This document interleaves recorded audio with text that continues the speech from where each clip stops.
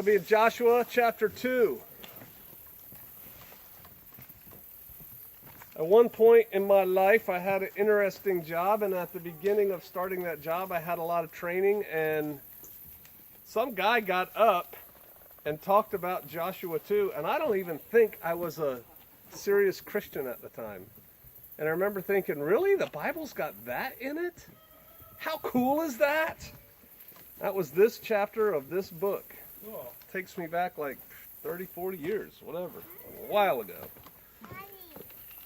Do y'all remember when we were earlier in chapter 1, I think we've been covering it for a few weeks now, and we said that Moshe was a type, a representative of the law, right. And Joshua was a type or a representative of what? Who? Yeshua. And it's in fact the same name. It was just the more modern version is Yeshua. It was truncated a little bit from Yehoshua to Yeshua, but it's the same name. And so Joshua is a type of Yeshua. How many people here read spy novels? Anybody? Anybody here read John Le Carre? It's really good. Boy, that guy had an interesting, actually he's still alive, interesting life. He worked for MI5 and MI6, and then he started writing spy novels, and they're good. Well, if the two of you, I think, who raised your hands, you're going to appreciate this a little bit today. Waiting on Sister Kate.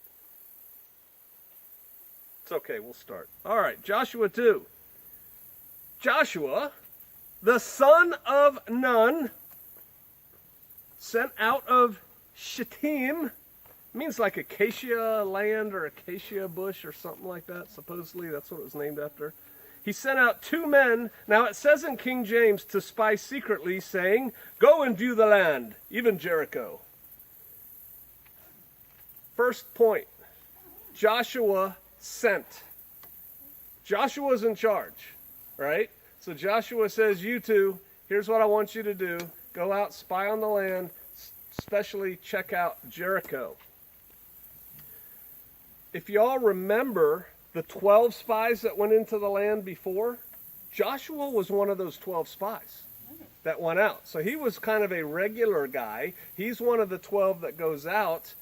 Well, now he's in charge, and he's sending out 2 spies. And so he knows what he's sending them out to do. He understands the dangers, the difficulty, and what's going to happen. He's familiar with spying.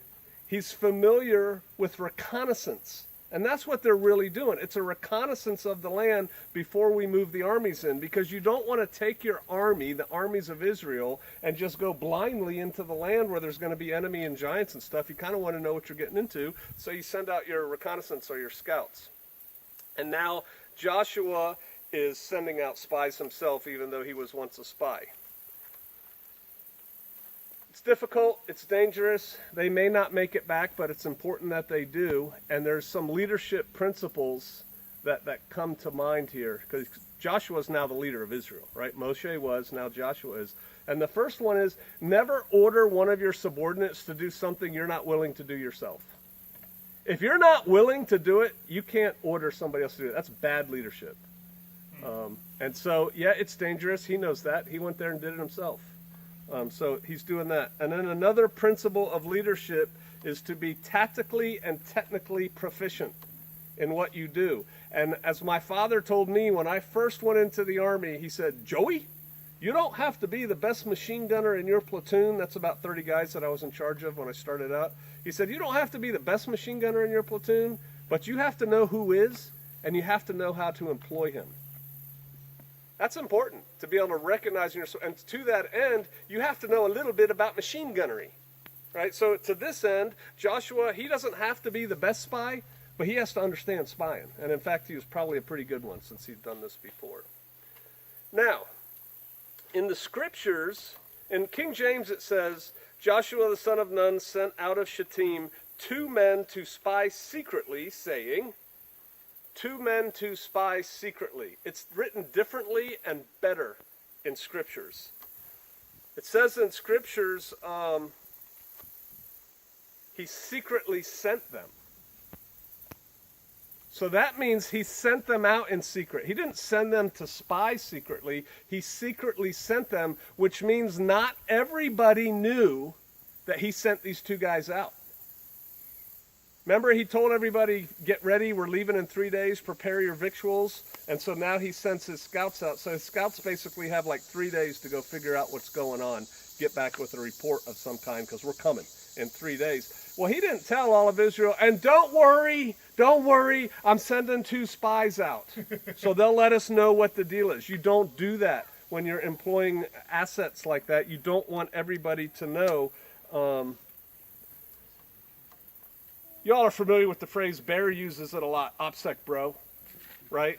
What that really gets to, OPSEC is operational security, which is exactly what this is. By him not telling everybody I'm sending 2 spies out, he secretly sent them out. He's like, hey, I need to talk to you guys later.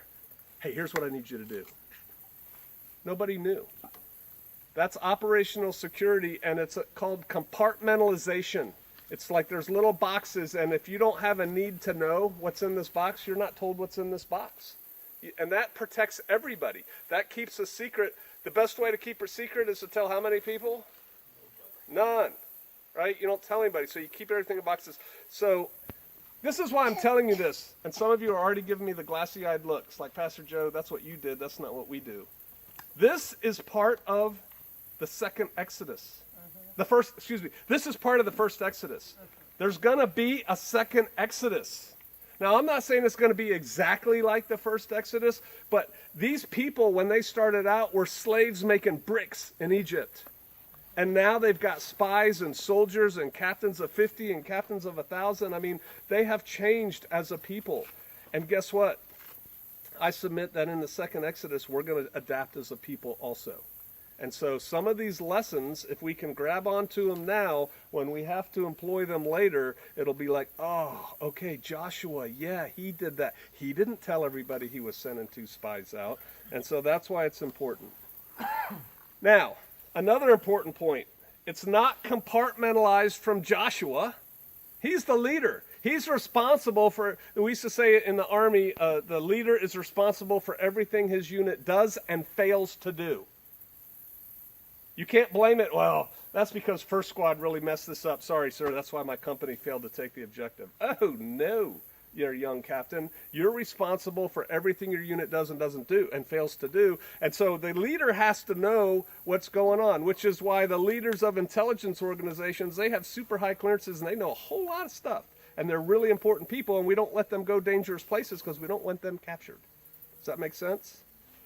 There's a story from Vietnam where a guy was an Air Force guy, and his job before he went over to Vietnam, he was a fighter pilot, but his real job before he went over to Vietnam, he was one of the few people who knew all the nuclear missile targets and stuff that we had already plugged into our nukes.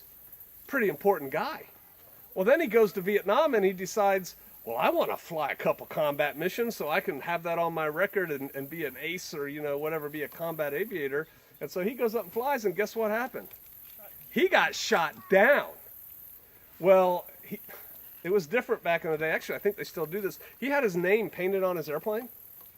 And the Vietnamese, actually, I think he crashed in Laos. They knew who he was because they were talking to the Russians. And they're like, the Russians are like, we need to get that guy alive. They wanted him, and it was a huge rescue effort. Bat 21 is the book, and it was not a very good movie that was made about that guy. But see, he knew too much to be in the job he was in. They shouldn't have let him fly, but he did, and so then they wanted him alive, and that's an interesting story too. So OPSEC needs to know, the leader needs to know in order to lead. Now, he says, go and view the land, even Jericho. What's it say in scriptures? It's a little bit different. What?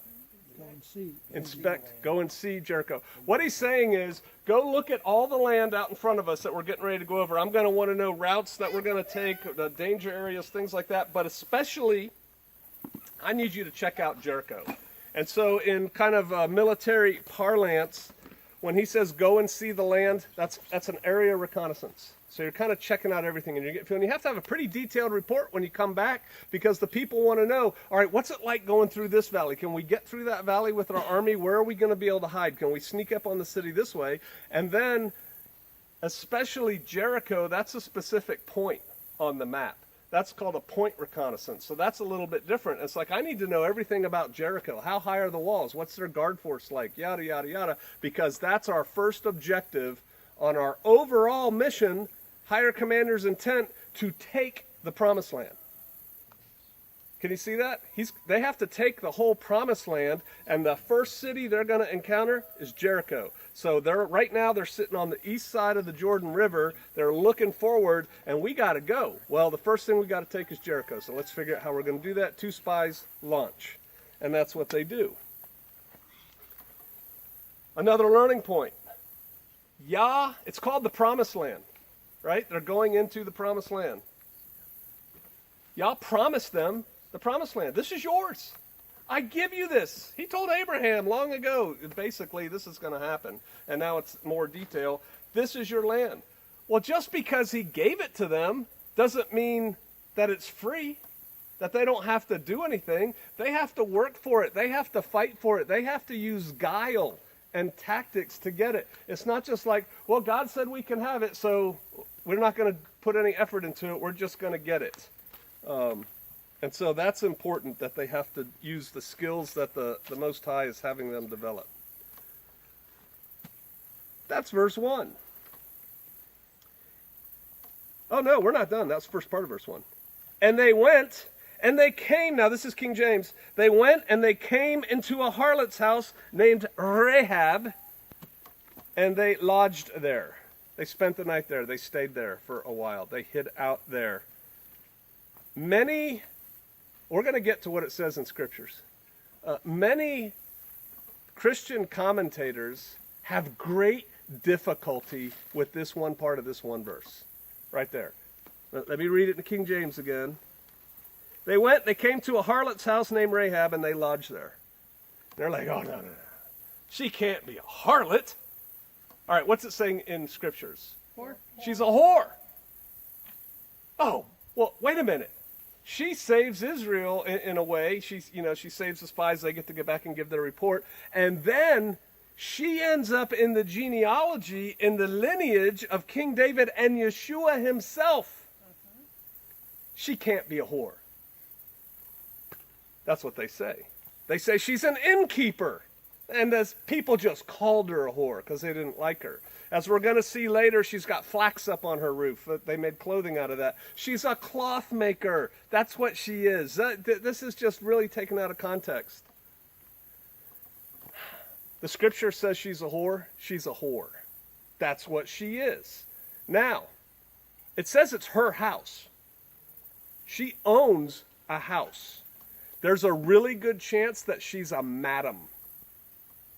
She's exploiting sex traffic workers. I don't even know the modern terminology for that. She's running a whorehouse, a brothel. That's a nicer word. That's what she's doing. There's no getting around that. We're actually going to go further on this woman, but it is what she is. So she's a madam, and the spies lodge there overnight. I talked about this a little bit earlier. It's a technique that's still used today. Brothels are great places to have meetings with people. We can arrange to have a meeting in a brothel because guys are coming and going at all hours of the day and night. People kind of don't look at each other when they're out there because they don't want to recognize each other. And no one pays any mind to 2 strangers going in there and coming out later. It's like everybody knows what they're doing. And so they make good places to meet. It doesn't mean they were partaking of the wares or whatever in the house. They got a room. They're staying there overnight. It's safe. We'll come back to Rahab. And it was told, now this again, I almost read this out of scriptures, but I know a lot of people on YouTube read King James. This part's better in scriptures. It was told the king of Jericho, saying, behold, there came men hither tonight of the children of Israel to search out the country. In scriptures it says sovereign, right? So he's like the total leader of Jericho. He's like the super mayor of Jericho is what he is. He's not really a king the way most Westerners think of a king, where you're controlling lands and you give a part of it away to your dukes and stuff like that. He controls Jericho. Now, as sovereign, and especially in those days, he's more like a warlord. He's a warlord of the city. He controls the city. And so he's kind of like the king of a city, but it's just the city of Jericho and maybe a little bit of land around it that he's in charge of. And so that's better in the scriptures. And so it says, it was told to him. That's passive voice, by the way. It was told to him. Who told him? It says, it was told to him, the king of Jericho, saying, behold, there came men hither tonight of the children of Israel to search out the country. So it's like, hey, check it out, great leader. Men came tonight, so we have a date and time. They came from Israel. We know who they are, and we know what they're doing. They're here to check out the land. That's a whole lot of information for this leader to be receiving the night these two spies get in to place. How do they know? How do they know to tell them? One answer is, there could have been a traitor in Israel. There, he secretly sent the two spies out. It doesn't mean it was just him, Joshua, and the two spies. There was probably a couple other people involved in that. And it could be that this king of Jericho, who's heard that the Israelis, and we're going to see later, they know the Israelis are coming and they're afraid of them. Maybe he snuck some people in there and they're running their own intelligence operation in the Israelis to find out what they're up to and where they're coming, because it sure looks like they're coming here. So let's find out what their intent is. Let's find out what their strength is. Dun, dun, dun, dun, dun. Somehow he found out. They know that their mission is to search the city. Let's go further. Verse 3. And the king of Jericho, upon hearing this message, I added that part, sent unto Rahab, saying, bring forth the men that are come to thee, which are entered into thine house, for they come to search out all the country. That gives us more information. He knows they're at Rahab's. He sends for Rahab. He says, come here. Hey, there's two guys in your brothel. You probably don't know this. He's giving her an out, because it says, for they come to search out the country. You probably don't know this, but they're not good guys. They're here to search out, to spy on us. We need to know where they are. You see how that's going? So guess what? I think those two spies got their cover blown in the whorehouse, in the brothel. They were there. People saw them. They noticed or learned that they were from Israel, and they figured out what they were doing. Now, do you remember when I said earlier, it's not necessarily that they partook of what was going on in there? You know another technique intelligence agencies use all the time on both sides? They recruit as agents prostitutes. They have prostitutes on the take all over the world. If you hear anything, you let us know. There's more where that came from. Or they do it the other way. You start reporting on what you saw, or we're going to lock you up in jail for prostitution, and you're going to lose your kids, right? Threat, carrot, stick. But they use prostitutes all the time. The Russians train women to come to America and seduce guys in high levels of position and get secrets from without them even know what's going on. I think that's what's going on. This king, he's got people who have people on the take in this house of ill repute, and they're just trained. When you hear things, when you hear little whisper pillow talk, you let us know. You could find out all kinds of things. Merchants that are coming, other enemies that are getting ready to attack us, things. It's a good place to find information. Guys feel relaxed. They're sitting there drinking a little wine or whatever, and they're just running their lips, and these girls are remembering it. And so I think that's what's happened there. I think these guys blew their cover because he knows they're at Rahab's, but he doesn't think Rahab's a bad woman. He's like, hey, you don't know this, but these are really bad dudes. So tell me about these guys. Send them to me. They've come. All right, let's keep going. And the woman, now it says in the King James, took the two men. I think it's in Scripture something like she had taken, puts it past tense, which again is better because it is. She had taken the 2 men and hid them in her house, and said thus, this is what she says to the king as the conversation is going on. She knows, so what this is saying is, she knew these guys were from out of town, and they were up to no good, and so she said, you guys go in this room right here and stay quiet and don't tell anybody you're here. Now she's in front of the king, she's talking to him, and she says, yeah, there came men unto me, but I didn't know from where they were. I didn't know they were Israelites, is what she's telling them. And it came to pass about the time of shutting of the gate, when it was dark, that the men went out. Now, whither the men went, I don't know. Pursue after them quickly, and you shall overtake them. So obviously she's called to the king's house right after dark. She gets to the king's place where this meeting's going on, and she goes, yeah, there were 2 guys. Now that you mention it, they were kind of different. But I didn't know where they were from, and right at dark, right before we shut the gates, they took off and they ran. I think if you go after them, you'll find them. So see how she's acting really cooperative with the king? She's like, you're right, I didn't know who they were, but I'm helping you now because God bless our country. She's a great patriot for Jericho, right? That's what she's portraying. This, I said, the loyal patriot Rahab. This is going to be a little harsh. The loyal patriot Rahab, purportedly, who is in the lineage of King David and Yeshua himself, is a lying whore. Think about that. Can you see how that makes mainline Christians really uncomfortable? It's like, ooh, no, that can't be. That can't be true. Did she just lie? She lied. And you're going to see more. She knows exactly where these guys are. She's going to even do more. Some pastors are so uncomfortable with this fact that she is who she is, that they twist the word to try and make it fit their preconceived notions of how things should be. Because prostitute's bad. Most pastors in mainline Christianity don't even know what adultery is. That's another whole thing. And so they twist things to try and make it fit into their preconceived notion of good.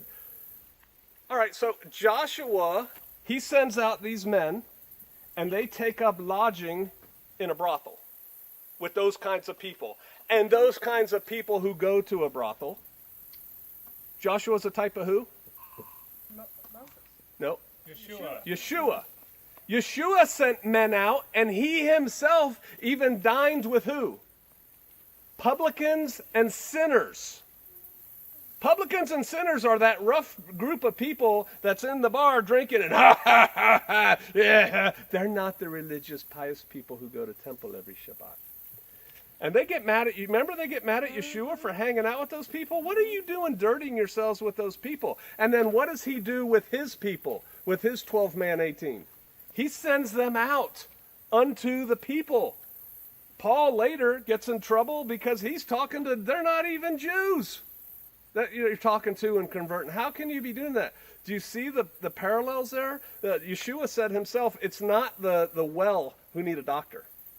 It's the sick who need a doctor. And in fact, as we're going to see this progress with this woman, she becomes a woman of Israel.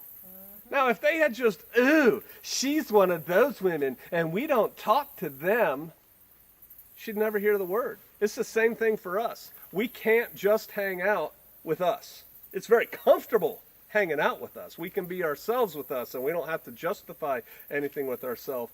But how will they hear the word if there's not a preacher to speak it?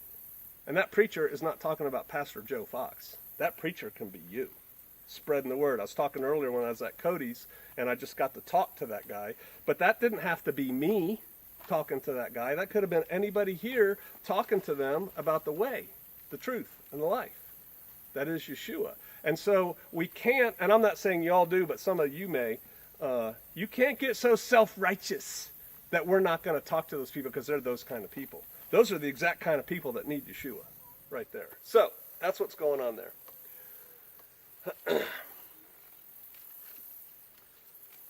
Where are we? 5?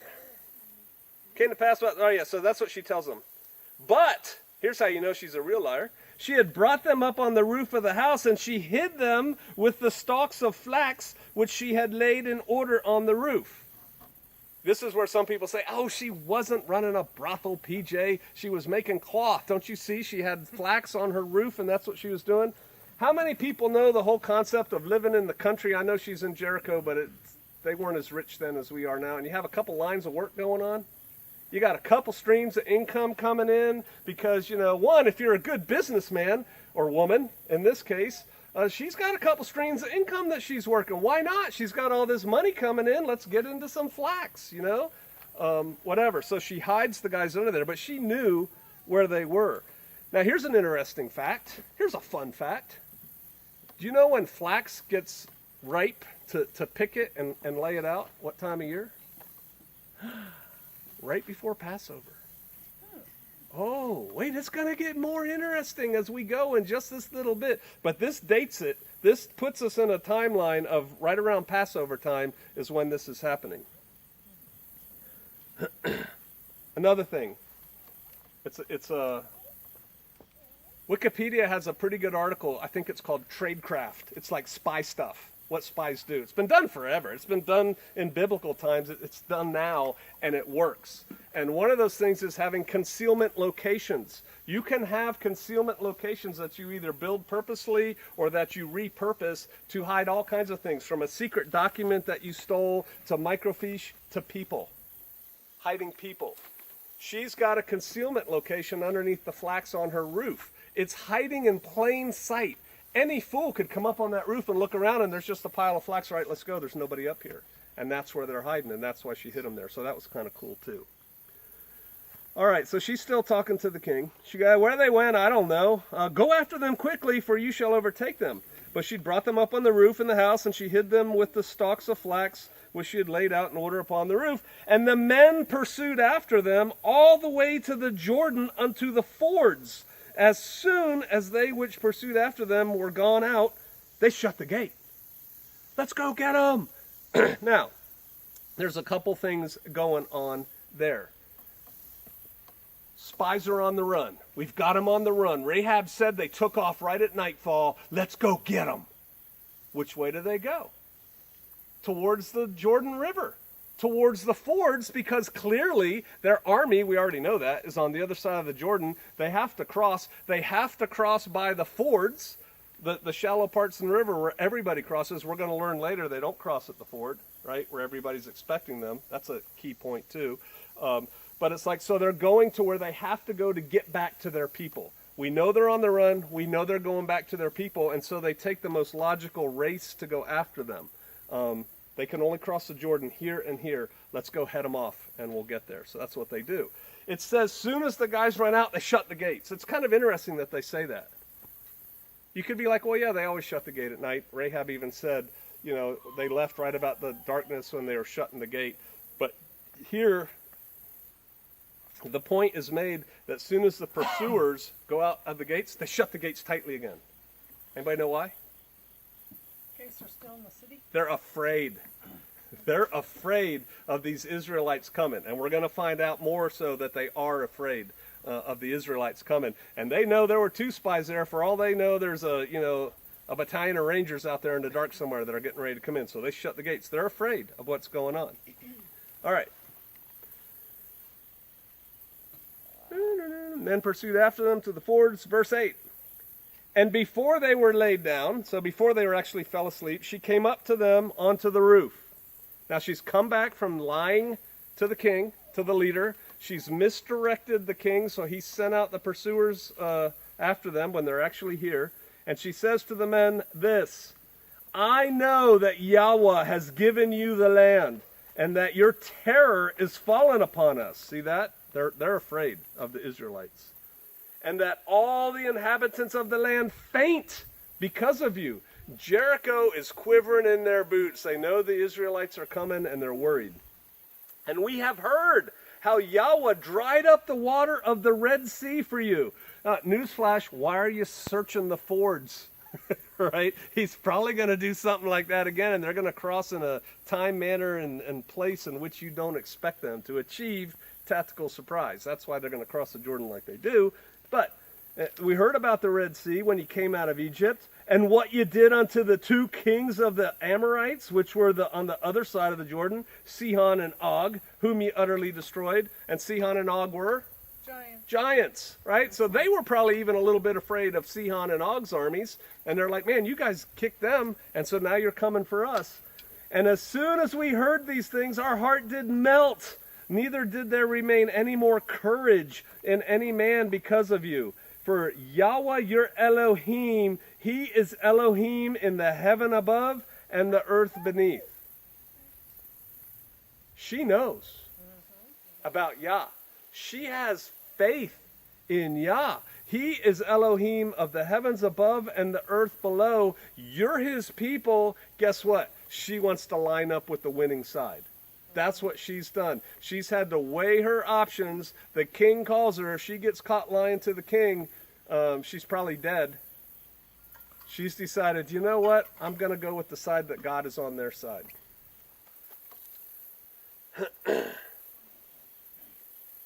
If Yah is with us, who can be against us? No one. No one. But guess what? We still have to stand and fight. Right? He's with us. We're going to win. That doesn't mean you don't have to fight. And so she wants to join the winning team. She has faith that this is the God. And so I call that a conversion. She is now following Yah. She recognizes that Yah is the God of heaven and earth. And so she wants to be on that side. So she is right there, I think she's converted. All right. However, she's a hooker. And she knows all about business and quid pro quo. I give you something, you give me something. It's the way of the world. It's the way of business people. And she understands. She's got at least 2 businesses going that we know about. She's a businesswoman. She says, now therefore. So she just told him, I'm taking care of you. I'm following your God. Now therefore I pray you, swear unto me by Yahweh, since I have shown you kindness, that you will also show kindness unto my father's house, and give me a true token, and that ye will save alive my father and my mother and my brethren and my sisters and all that they have, and deliver our lives from death. So her deal that she wants to strike with these guys is, I'm taking care of you. I want you to take care of not just me, but my whole family. She has a pretty big heart. I talk a lot on my Patreon channel about the circles we draw around ourselves. Everybody draws a circle around themselves. Every healthy person. Most of us draw a circle around our tent, our household, right? This is my people.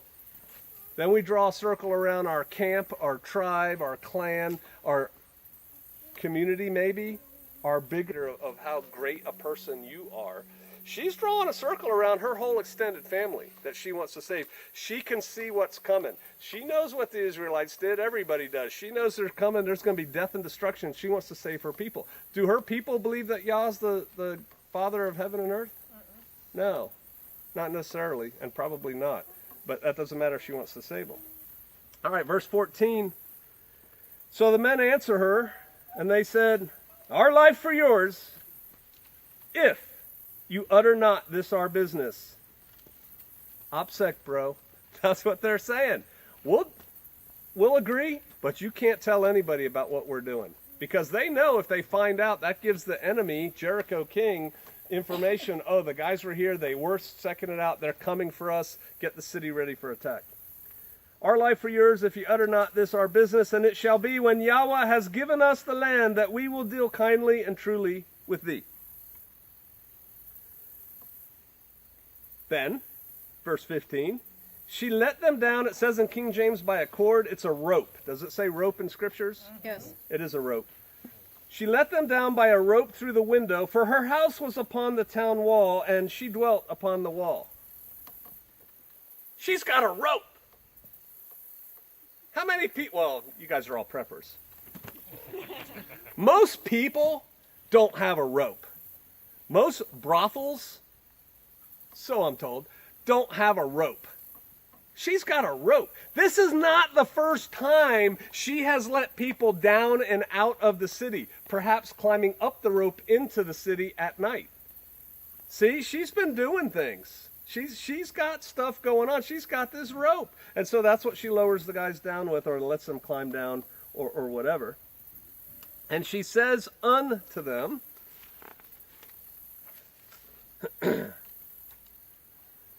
where am I? Verse 16. Get you to the mountain, lest the pursuers meet you, and hide yourself there 3 days, until the pursuers are returned, and afterwards you may go your way. Get thee to the mountain. Isaiah 40. Let's go there. Isaiah 49 is where I want to go. 40 and 9. 40 verse 9. O Zion, that bringeth good tidings, get thee up into the high mountain. O Jerusalem, that bringeth good tidings, lift up thy voice with strength. Lift it up, be not afraid. Say unto the cities of Judah, behold your God, your Elohim. Get to the mountains. The mountains are a place of refuge. We're in the mountains. We're in the Ozark Mountains. There's other people in the mountains in other parts of this country. She tells them, go hide in the mountains for this place of refuge. Where are they being looked for? They're being looked for at the fords, right? The crossings of the river, which is in the valley, which is to the east. She tells them to get to the mountains, which is to the west. Go the exact opposite way your pursuers are going. Now, when they go to the west, and you can look it up, you can look at the geography of Israel and the Jordan River and Jericho and where the mountains are. The mountains are to the west. When she tells them to go to the west, they're running away from their people. Guess what? This is a military principle in special operations. When you are evasion, sure, you would think, I need to evade, I need to get away, I need to get back to my people and go to the east. There's a technique called evasion by deep penetration. No, we're going deeper into enemy territory because that's the last place they'll look for us. And where do you think they're putting all their soldiers and stuff getting ready for the Israelites to come? To the west or to the east, where they expect them from? To the east. There's nobody to the west, so they go hide, go to the west and climb up and hide in those safe mountains. How long are they hiding there, does she tell them? 3 days. Do you remember anything else about 3 days in the Bible? How long was Jonah in the mouth of that big fish? 3 days. 3 days. Foreshadowing Yeshua in the sepulcher, in the grave for 3 days. Here's the spies into the land going to hide for 3 days. How much food should you have in your bob? 3 days. 3 days. More if you can carry it, but 3 days. I mean, it's like standard things. It's like, wow, what a concept. Go hide for 3 days. Okay, bloop. Pew. You got 3 days worth of food. All right. What was that? 15, 16? Split down a rope. She says to them, afterwards you may go your way.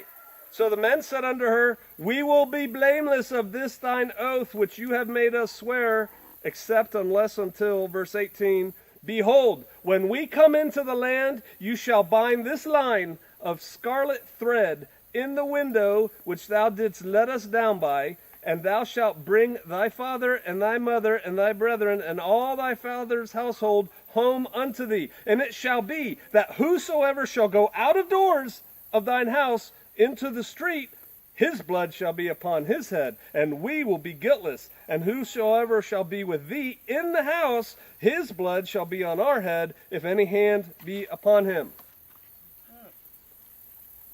When does this take place? Around what time? Passover. Passover. Do you remember what happened on the first Passover? What goes on the door? Blood over the door as a symbol. Everyone in the house lives. Everyone outside of the house dies, covered by the blood of a lamb, as it turns out. Scarlet, red. What are we covered by? The blood of Yeshua, right? It's the same scarlet red. It's the same thing that's going on here, the same theme that's going on. That's why you have this red thing that we want you to hang. And don't you go out of that house. If you step out, you're done. That's not our fault. That's not on us. Same thing when the angel of death passed over. You got to stay in the house, covered by the blood.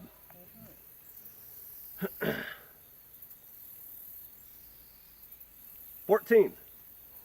They're cautioning her for more OPSEC. Better keep this secret. The men answered her, our life for yours, if you utter not this our business.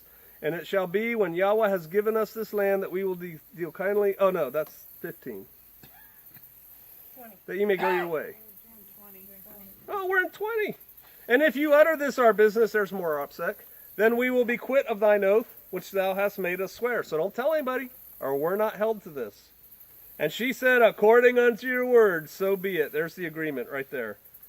And she sent them away, and they departed, and she bound that scarlet line in the window. And they went, and they came unto the mountains, and they abode there 3 days, until the pursuers were returned. They went out to the borders, they came back. And the pursuers sought them throughout all the way, but they found them not. And so the 2 men returned, and they descended from the mountain, and they passed over, and they came to Joshua the son of Nun. And they told him all the things that befell them. They gave him, it's a debriefing. They were debriefed. They gave all the information that they had. And they said unto Joshua, truly Yahweh has delivered into our hands all the land, for even all the inhabitants of the country do faint because of us. See, they took a survey of the people's attitudes towards the Israelites, to the coming invasion, and they knew that everybody was scared to death. Let's go to Hebrews 11:31 for a little bit more about Rahab. Hebrews chapter 11, verse 31. Now, chapter 11 is all about faith.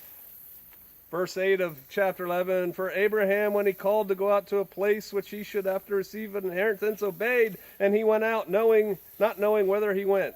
By faith he sojourned. That's in verse 8. We read about Joseph by faith. We read about Isaac and Jacob by faith.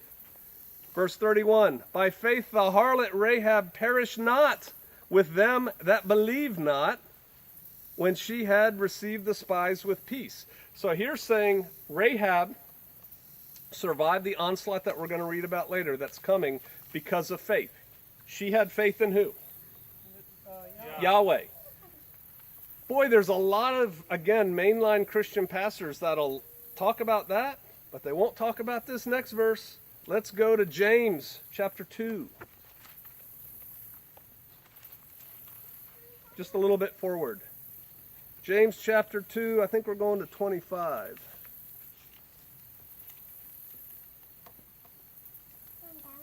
This is talking about works. So there's faith.